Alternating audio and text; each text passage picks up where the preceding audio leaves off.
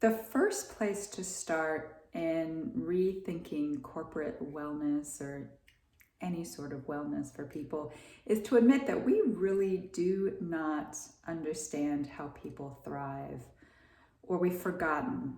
And you can see that in our schooling institutions, the process of schooling, and you can see it in the way most companies and organizations are designed, because they're designed for control and management. And nobody wants to be controlled, nobody wants to be managed. But most organizations are so fear-based that we think that that's the best way to organize and manage people. So if we can admit that we don't know how people thrive, and you might say, oh, come on, we're on the right track. Well, I don't think so when 70% of adults are disengaged, checked out at work. And the reason that most people leave their jobs is because they do not like their immediate boss, their supervisor. And so we've got challenges where people are disengaged and there's a lot of interpersonal conflict. And the solution to this is not more training, it's not behavior management, it's awakening people to who they truly are. Because as long as you're going through life thinking that you are this separate being, this separate, what I call avatar, and I call it an avatar because it's a fictional account of who you are. It's a psychological account that's based on the misunderstanding that we are just clumps of matter carrying around a brain, and our consciousness comes from our brain. And now you might have spent your entire life believing that, so you're ready to click off this video and say this lady is crazy. But if you do a direct exploration of your experience of life, you will understand that there is no edge to your consciousness and you are always aware. The only thing that you can be certain of in this life is that you are aware. And the awareness that I have doesn't come from behind my eyes, although it feels that way.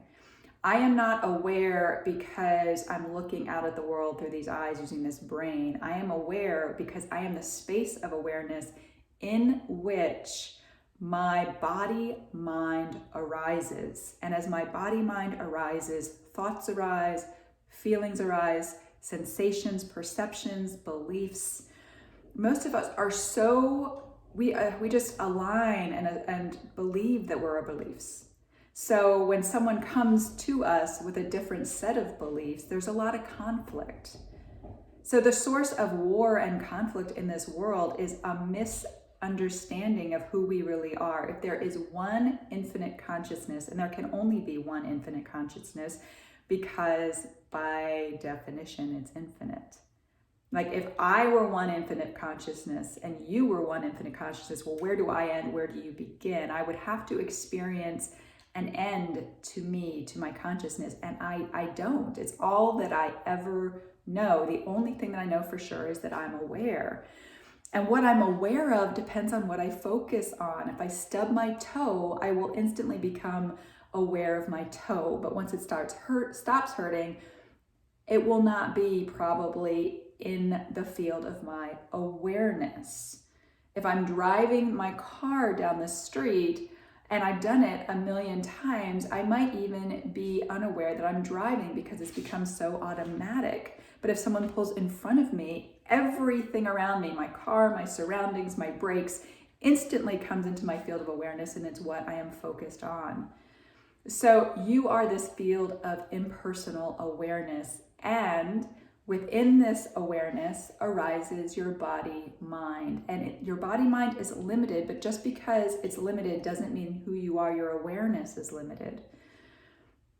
And we shift back and forth between these two perceptions all the time. But the moment that you have gotten triggered by a situation, a person, a fearful thought of your own, it's because you have shifted into the avatar stance and you think, I am this insecure person all alone in the world, and it's up to me to control circumstances and so that I feel okay, to achieve my way to feeling good. And anybody who has tried this approach, because I have coached hundreds of very successful, wealthy executives who come to me and say, okay, Caprice, I played the game, I succeeded, I won, I'm on top. Isn't there more to life than this? And my answer is yes, of course there is. Of course there is. You do not need to achieve your way to joy, because the field of awareness that you are, in which your avatar, your body, mind arises, the nature of that is joy. The nature of that is peace. And you think your way away from it because you have been trained to. And that is probably the biggest reason that I have been such an advocate, such a pioneer in self-directed education. It's because rather than stuff limited brains with information, we should be protecting children's connection to their awareness, because they know it from birth until society conditions them away from that realization and they forget. So then we spend the rest of our lives trying to awaken. So what does this have to do with corporate wellness? Well, there's two sides of this coin, kind of, in my opinion, and disagree with me if you'd like to. But once you rest in the understanding that you are this unlimited, impersonal awareness, mind with a big M, and that the small m mind is an agent of the larger mind to experience the world, then the game changes.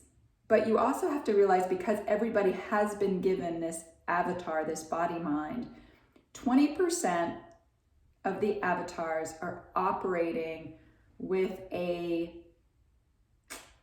I don't want to say damaged, but MRIs have shown that people that have dark personality disorders of psychopathy, Machiavellianism, and narcissism have different brain structures. Their brain actually looks different in an MRI.